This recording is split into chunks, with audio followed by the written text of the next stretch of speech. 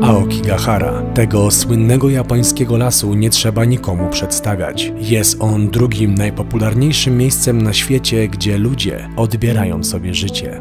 Pierwszy raz odwiedziliśmy go w 2019 roku, a po publikacji tamtego odcinka dostaliśmy od Was setki wiadomości, aby powrócić do Aokigahary. Tak więc wracamy. Tym razem jednak pokażemy Wam, jak naprawdę wygląda to miejsce. Zacznijmy więc dzisiejszą opowieść. Historia Yukai, bo tak zwą ten las, zaczyna się w 864 roku. Dochodzi wtedy do erupcji krateru pasożytniczego starowulkanu góry Fuji. Tak tworzą się różne jaskinie, a przez następne setki lat zastygłą lawę zaczyna porastać roślinność, tworząc morze drzew. Las staje się coraz bardziej gęsty, aż pokrywa powierzchnię 30 km².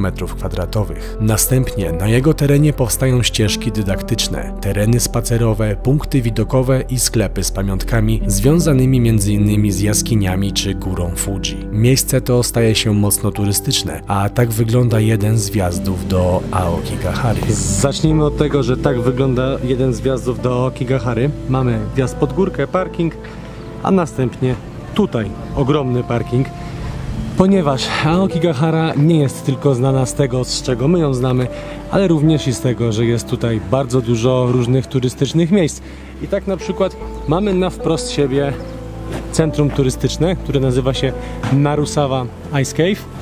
Zobaczcie, stoją automaty. Aokigahara Yukai is the Forest of Gold, co nie? No ci w ogóle wiesz, cały opis tego miejsca i tak dalej, bo jakby... O, zobacz.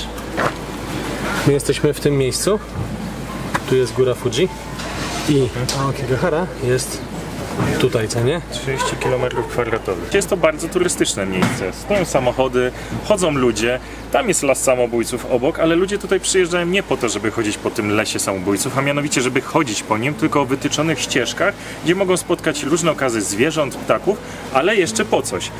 Ponieważ są tutaj lodowe jaskinie, czyli jaskinie, gdzie mamy na przykład taki dzień jak dzisiaj, czyli 30 stopni Celsjusza na zewnątrz, gdzie jest bardzo gorąco, w tej jaskini ciągle jest lód. One są wydrążone przez wiele setek lat i można do nich się udać, ale chcemy Wam pokazać właśnie to, jak ten las rzeczywiście wygląda, czyli tą strefę turystyczną, ale też tą ciemną strefę. Pokazujemy Wam to na początku odcinka po to, aby otworzyć oczy i troszeczkę, żebyście zwrócili uwagę, jak naprawdę wygląda ta cała strefa. Po pierwsze, macie wycieczki, jakieś reklamy kolejek linowych, restauracji, zresztą tam u góry też jest restauracja, proszę bardzo, toaleta.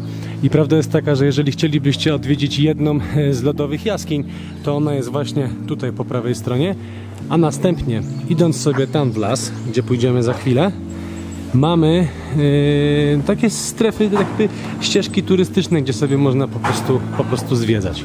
Co tutaj masz napisane? A, Nature Trail. No.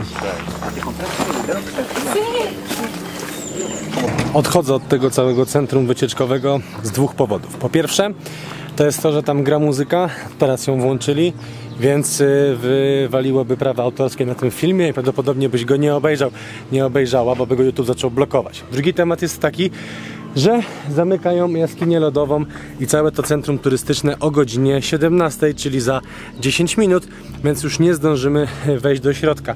I teraz akcja jest taka, zaczyna się już powoli historia, ta historia, z której znacie właśnie ten las. Po pierwsze, nie możemy tutaj zostawić naszego samochodu i pójść do lasu, bo są wszędzie tego typu informacje. Widzicie? Poza godzinami pracy tego urzędu, że tak powiem, parking będzie, każdy zatrzymany samochód będzie zgłaszany na policję. I teraz, dlaczego tak się dzieje? Przecież to jest zwykły parking i w Japonii jest takich parkingów miliony i możesz sobie tak zostawić samochód, najczęściej się za to płaci.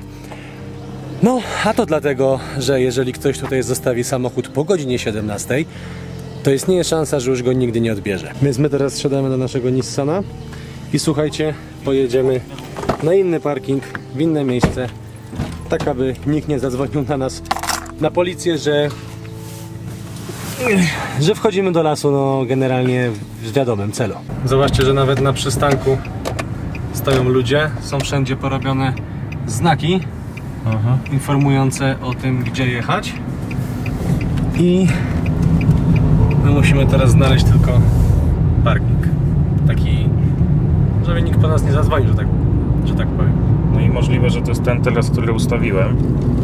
Nie jestem pewny, ale pamiętam, że on będzie po lewej stronie od tej głównej drogi. I on był taki na tyle duży i to właśnie był ten parking, gdzie jak wcześniej, jeszcze 4 lata temu oglądaliśmy dokumenty związane z Aokigaharą, to właśnie na nim stały samochody ludzi, którzy popełnili samobójstwo, czyli te samochody, do których już nikt nigdy nie wrócił. Widzicie, tutaj jest kolejne takie centrum. To jest Wind Cave, jakby ta wiatrów, co nie? I my dokładnie wtedy staliśmy gdzieś tam na końcu. Na samym końcu. Tutaj były te samochody jeszcze, które już zostały usunięte, zobacz. Tak, nie stoi tu żaden samochód. One mniej więcej tam z tyłu stały. A my tak, parkowaliśmy tu i tu weszliśmy. A my tutaj właśnie dokładnie byliśmy. I zobacz, że tu stoi kamera, jest. Tak samo wcześniej też była, pamiętasz? Tak. Dojechaliśmy na parking, w którym byliśmy 5 lat temu, no 4,5. I tutaj wtedy stał taki samochód, który też był porzucony i był taki, wiecie, zakurzony w środku jakby. I wydaje mi się, że oni go po prostu już zabrali. Gdzieś go też widzieliśmy kiedyś na jakimś filmie. Natomiast teraz tak, tutaj po prawej stronie, jak zobaczycie, jest kamera, która śledzi ten parking. A tutaj zaczynają się już te informacje, że tak powiem, motywujące. Tylko muszę to przetłumaczyć, już to kiedyś tłumaczyłem. Wiecie co, to jeszcze nie jest ta tablica. Tu jest napisane, że to jest szlak narodowy Fuji Hakone, przyrodniczy. Uważany jest za najatrakcyjniejszy ze szlaków przyrodniczych Tokai. Tutaj jest, ile ma tam 300 lat te drzewa i tak dalej, więc to jeszcze nie jest jakby ten znak, ale zaraz je znajdziemy. Stary, powiem Ci szczerze, że ten las, kolejny raz tutaj jestem i on wygląda tak przepięknie w kamerze. Przepięknie w kamerze, ale zobacz, wchodzisz tutaj trochę jak przez takie wrota. Trzymaj. No, to prawda. Jesteś kompletnie taki spokój, trochę jakbym nurkował. Do tego bym to porównał, że jest cisza, spokój. Rzeczywiście ten wiatr jest tutaj dużo mniejszy, jest piękny, ale no trochę tak jakbym chodził po takiej scenerii filmowej, że on nie jest prawdziwy. Jest, tak, to prawda. Pod ostatnim odcinkiem sprzed 4 lat wiele osób do nas pisało w temacie legend związanych z tym całym lasem. I teraz chcielibyśmy Wam je troszkę przybliżyć. Mianowicie pierwsza i najbardziej prawdopodobna wiąże się z czasami jeszcze sprzed XIX wieku, gdzie, wiecie, Japonia, miejsce, gdzie nieraz zmagali się chociażby z głodem. No i jako, że młodzi, prężni, pracujący ludzie mogli jakoś się wyżywić i jakoś wyżywić swoje dzieci, to już mieli problem, żeby wyżywić chociaż swoich rodziców, najbliższych, starszych ludzi. Było takie potoczne zjawisko, że po prostu tych wszystkich starszych ludzi wynoszono nie tylko do takiego lasu jak ten, ale do różnych odległych miejsc, chociażby właśnie jak las Aokigahara, gdzie pozostawiano starszych ludzi tylko samych sobie, gdzie już nie mieli jak zdobyć pożywienia i oni tutaj umierali. Dusze zmarłych osób tutaj w japońskim wierzeniu przeistaczały się w demony nazywane Yurei. I tutaj też jest jakby, nawiązując do historii, o której powiedział Konrad, możemy przeskoczyć do II wojny światowej. Rodziny miały problemy z tym razem nie osobami w podeszłym wieku, ale z noworodkami. I pojawiła się taka pielęgniarka, miała nazwisko Ishikawa, która po prostu za pieniądze, no w skrócie, odbierała życie niemowlakom. Ze względu właśnie na to, że rodzin nie było stać na wyżywienie kolejnego członka rodziny. Za chwilę wrócimy do legend i mitów związanych z tym miejscem. Idziemy właśnie w stronę, gdzie jest przejście, no tam, gdzie są sznurki. Znowu trafiamy do Aokigahary na styk. Mamy 17:17, a o godzinie 19 robi się już tutaj ciemno, tym bardziej w tym lesie. Zobaczcie, jak już jest nisko słońce. Dlatego znowuż na 99% będziemy po prostu chodzić po tym lesie po ciemku. Tak się rozglądam i idąc szukam tych tablic, bo pamiętam, że ich było więcej. Najwięcej to ich było przy tej pierwszej lodowej jaskini. Ta lodowa jaskinia jest w tamtą stronę. Zauważyłeś, że jest tutaj mało tych tablic? Wtedy było ich więcej. Nie wiem, czy one dalej nie będą, wiesz? Choć mi się wydaje, że te pierwsze tablice to właśnie były na wejściu, które świadczyły. Ale właśnie ta nie była o tym w tłumaczeniu. Że właśnie oprócz tej jednej pamiętam, że były jeszcze inne, które świadczyły o tym, że nie zabierać sobie życia. Tak, były głębiej, no. No pamiętam, że też sporo szliśmy wtedy, więc...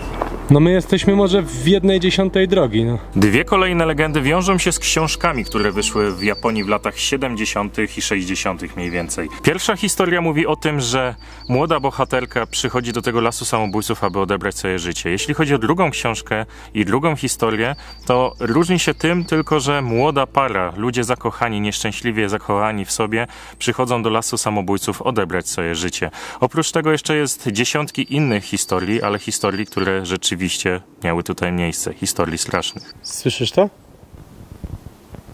Słyszę ciszę. Czaisz? To jest właśnie Aokigahara.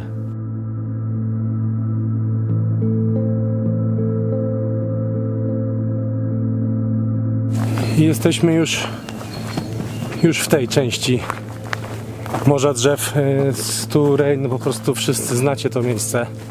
Przeszliśmy przez ten sznurek, na nim było napisane też o zakazie rozwieszania tych takich linek, które prowadzą do tych obozowisk. A propos obozowisk, to już zobaczcie, chwila na starcie. Jest pierwsze ognisko. Tak. Zobacz, tu są... Jakieś krople. A tu są rękawice na drzewie już. Tutaj jest kolejna torebka zawiązana na drzewie. O, jeszcze musimy trochę przejść, bo idziemy. Strzałka. A, jest strzałka, no. Rzeczywiście sprayem jest narysowana. Idziemy, słuchajcie, rzeczywiście tą samą ścieżką, co szliśmy prawie 5 lat temu. Więc tu mogło się naprawdę wiele zmienić. Mam nadzieję, że tylko na lepsze. Niewiele widać, ale sądzę, że tak jak wtedy pójdziemy trochę w głąb, Tak. i zaczną się, tak jak to znaczy morze drzew, tak i może się zacząć morze Znaczników, no. Powiem wam, że tak, pomimo to, że jesteśmy tutaj drugi raz, pomimo to, że jesteśmy świadomi tego, co tutaj się dzieje, to mimo wszystko mój wzrok lata pomiędzy drzewami, szukając tylko jakby jednego widoku. Tutaj nie chcę mówić jakiego, ale myślę, że się na pewno domyślacie. W ogóle spójrzcie, znaleźliśmy pierwszą linkę. Jeszcze nie wiemy, dokąd prowadzi, ale zaraz podążymy na jej koniec.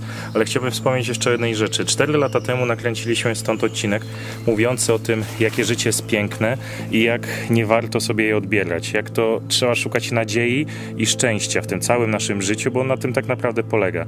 A co najśmieszniejsze, YouTube nam ten film dał plus 18, a do tego jeszcze z 2 miesiące temu, jak ten film wyszedł 4 lata temu, wysłał nam maila, że jeśli mamy problem, jeśli chcemy popełnić samobójstwo, to żeby się do nich odezwać. 2 razy takiego maila dostaliśmy, więc można zobaczyć, jak te algorytmy działają. Film, który miał pomagać ludziom, YouTube odebrał jako film, gdzie my, nie wiem, staramy się sobie odebrać życie. To jest dosyć dziwne.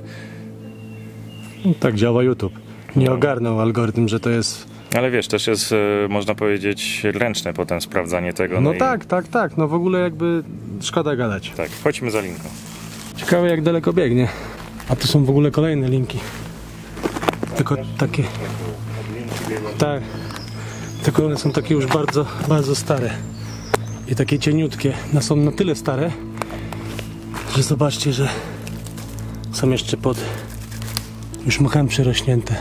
Pamiętaj o jednej rzeczy, Tak? że chodzimy po skale wulkanicznej.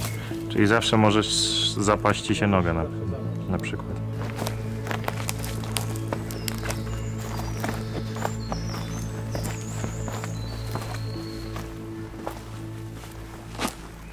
Ona się chyba tam kończy, wiesz? Ona się chyba tam kończy, wiesz? Przy tym drzewie? Tak, tu u góry.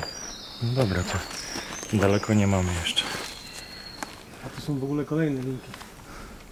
Pamiętasz? Wtedy też tak było. Od linki biegła kolejna linka. Ale widzisz, ten zapach trochę ustał na przykład. No właśnie nie. Właśnie powiedziałbym na odwrót, Konrad. Tu mamy No. inny węch. Tak, Konrad. Jakubie. Tutaj kończy się ten sznur. Wiem, ale czujesz, jak tu śmierdzi? No. Ona biegnie dalej. To nie jest jej koniec? Nie. Po prostu tutaj się komuś splątała. I ona biegnie aż tam. I tu są kolejne, niebieska. Tu jest ta główna biała. Tylko że teraz idąc chyba w tamtą stronę idziemy w stronę wyjścia, wiesz? Żeby to nie było tak, że ta pierwsza linka jest fejkowa, żeby stąd wyjść. Tak. Chodź do głównej i wejdziemy jeszcze głębiej, bo to jest za wcześnie. Więc tak, wróciliśmy na główną ścieżkę, ponieważ ta pierwsza linka po pierwsze była nowa, po pierwsze szła centralnie w stronę parkingu i była bardzo wcześnie. Więc co, więc po prostu władze tutaj tej prefektury mogli zrobić jakby, no nie wiem jak to nazwać, leśniczy, po prostu poprowadzić taką linkę, która będzie prowadzić do wyjścia. Ale to jeszcze pamiętam plus minus, że ta ścieżka właśnie tak się wiła. Tylko już wtedy nam się tu zaczęły pojawiać, Konrad, sznurki. Wiesz, więcej tego było. Jest jeszcze jeden temat, a mianowicie taki, że przecież oni, że tak powiem, sprzątają ten las teraz na jakiś czas, tak. A idą wakacje. Więc rzeczywiście mogli więcej po prostu, turystów i tak. Mogli tutaj przyjść i to wszystko wygrzebać. To jest ta kapliczka. Pamiętasz? Tak, pamiętam.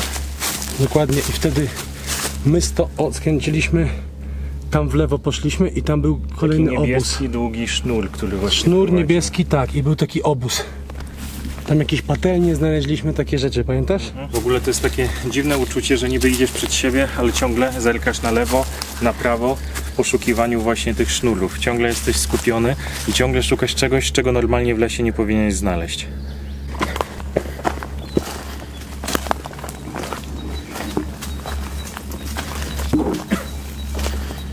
Zobacz, kolejne. Ale one są wszystkie urwane, widzisz? To też jest urwana. Nie, ta nie jest urwana. Nie, jest urwana. Nie jest urwana. Ona biegła kiedyś tam. Tak, więc tamtą stronę. Rzeczywiście, musimy dojść do takiego miejsca i pójść w las. I tam będzie na pewno znajdziemy więcej tych linek, bo tutaj przy głównej drodze wszystkie urywali i to jest pewne. Widzisz, wtedy jeszcze tu wszystkie były. Ja jeszcze tak patrzę, może któraś jest tak stara. Ale nie, to wszystko jest... To jest, wiesz, na kupie. I tu zobacz, były różne kolory, to nie? Bo już jak byliśmy głęboko, to było kolor za kolorem, linka za linką, porozwieszane to było wszędzie. Tak. Teraz już nie widać nic. Opcje są teraz dwie. Albo idziemy dalej tam, tylko że wtedy idziemy cały czas w tej samej linii, nie zagłębiając się jeszcze bardziej. Albo odbijamy do tamtego, wiesz, tam co wtedy byliśmy, co nie? Wiesz co, jeszcze bym się przeszedł prosto i skręcił w lewo na przykład. Ale to tak po prostu w las? Może one są te linki ucięte tutaj, przy głównej drodze. To są Japończycy raczej, wiesz. Ciężko mi powiedzieć, no. Na pewno... czego ja się tylko boję? Że jak nie będziemy mieć linek, no zabłądzimy. A ja nie mam tutaj zgranej tej map offline. No to trzeba mieć tą drogę ciągle, jakby ją widzieć, po prostu. W ogóle spójrzcie, tutaj trzeba uważać. Chodzę po tym lesie, zszedłem z tej głównej drogi i widzicie tutaj takie dziurki. Jak zapadnie ci się noga, to może polecieć metr albo dwa niżej. To jest jakby podłoże magmowe, skała magmowa i bardzo dużo gałęzi. To wszystko się pode mną ugina i już parę razy miałem tak, że po prostu noga mi wleciała do takiej dziury. Teraz, i pamiętam 4 lata temu, miałem to samo. Linka urwana. Tutaj jest jej dalsza część. Ta niebieska. A tam jest ta ścieżka. Tylko ona jest tak stara, że już jest przysypana, wiesz. Tutaj jest opakowanie po kawie.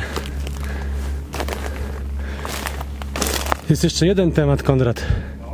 Że te linki mogą być tak stare, że po prostu już są przysypane przez ściółkę, co nie? Powiem ci, że parę na pewno, ale nie aż tyle.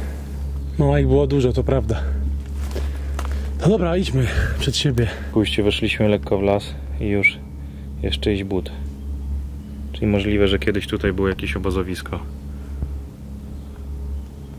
Też musimy uważać, żeby się za bardzo nie rozdzielać. Tamta daleko kropka to jest Kuba. I musimy się ciągle widzieć, bo najgorsze teraz to było się pogubić. No nie dość, że musimy szukać przejścia, wyjścia stąd, to i musimy szukać wtedy też siebie. Widzicie? Ktoś tutaj wbił znacznik. Tam jest kolejny znacznik. To jest kolejny, jakby może teraz nie rozwieszali linek, a wbijali takie znaczniki. Ktoś, kolejny znacznik, że przechodziła tu osoba, która rzeczywiście chciała być wykryta. Tutaj jest jeszcze jeden znacznik. I jeszcze jeden znacznik. Bardzo świeży. Odblaskowa taka taśma. Tam jest następna przyczepiona do drzewa. Tak. Takie przypięte pinieską do drzewa. I one idą w tą stronę, wiesz? Tu jest kolejny, tam jest kolejny. Ma jakby typów tych znaczników jest dużo, niekoniecznie to muszą być linki. Tu widzę, że ktoś też zaznaczał po prostu drapiąc drzewo. Jestem ciekaw, czemu ta osoba na przykład nie rozwiesiła linki, jak zawsze, tylko są takie znaczniki. Generalnie decyzją idziemy w tamtą stronę, aby tę ścieżkę główną mieć po swojej lewej. Też możliwe, że było czyjeś obozowisko, to bardzo dawno temu. To są opakowania po takich chrupkach ich. Powiem wam tak.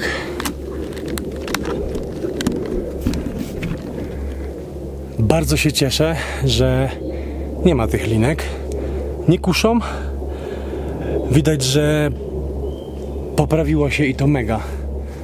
Może już nie borykałem się z tym problemem, ale to ciężko powiedzieć, bo po prostu nie liczą tego od chyba 2010 roku. A tak to wcześniej mieli około 100 przypadków rocznie. To jest dość dużo. Wchodzę coraz bardziej gęsty las, ale nadal nie widzę tego w takich ilościach co wtedy. Wtedy również błądziliśmy i szukaliśmy, ale tych linek było dużo więcej.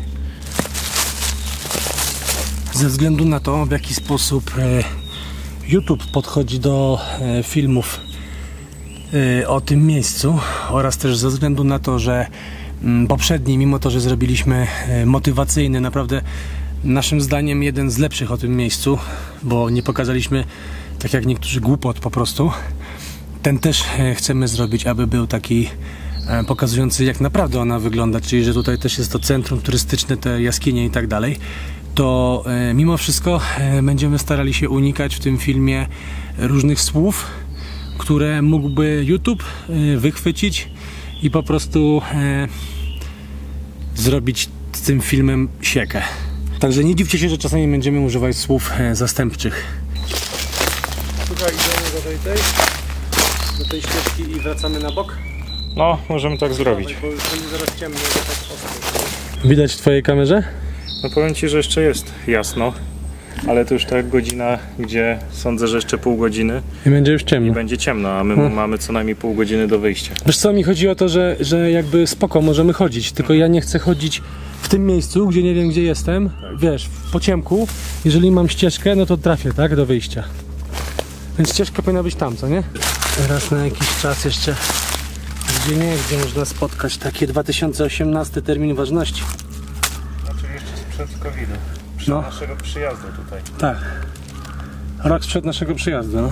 Doszliśmy do tej głównej ścieżki i chcę wam powiedzieć tylko jedną rzecz, że ona od tej strony wygląda zupełnie inaczej ze względu na ukształtowanie terenu niż idąc w tamtą stronę i przez chwilę myślałem, że w ogóle idziemy po innej ścieżce. Trzeba patrzeć się na papierki, na drzewa położone. Tak, po drzewach poznasz. No i po tych papierkach. O, tu jest ten, co żeśmy widzieli wcześniej.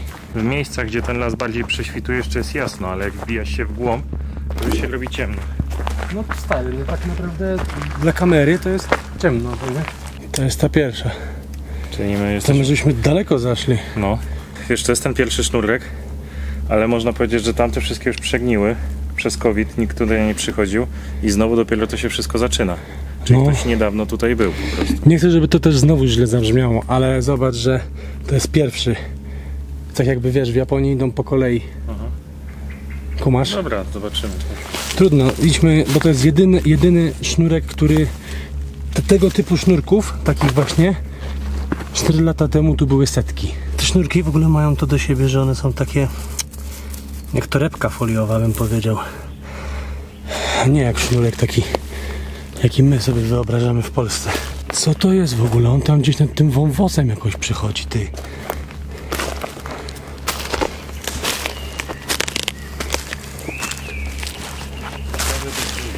No. Długi i zobacz, że tutaj jest taki wąwóz.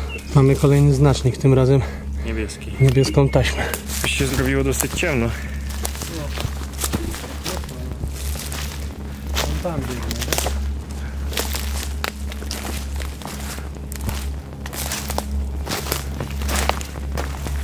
Zobacz, tu jest następny. Tak, to już jakiś stary. Stary, no.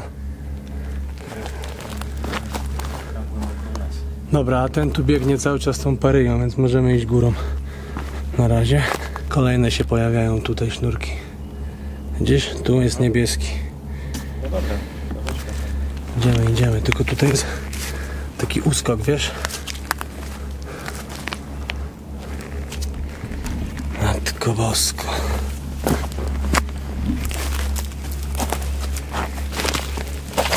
To też fajne miejsce na obóz tutaj, bo cię nie widać. Nikt cię nie widzi? Nie wiem, czy tutaj nie ma czegoś obozowiska. Wiesz?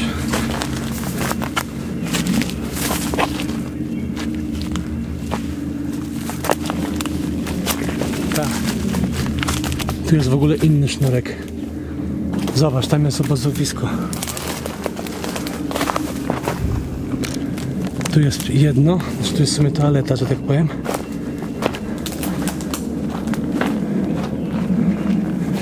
Dobra, ty.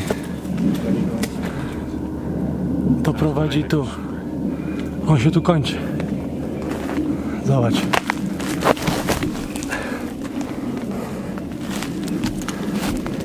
To jest świeży temat, Konrad. Widzisz, są śmieci. Miał śmietnik swój. No, to jest bardzo świeży temat. Mam nadzieję, że to znajdziemy. No właśnie, tak patrzę z daleka.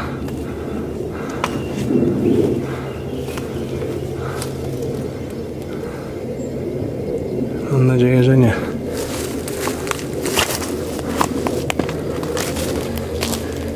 Tak, ale to jest, wiesz, to jest koniec tego sznurka.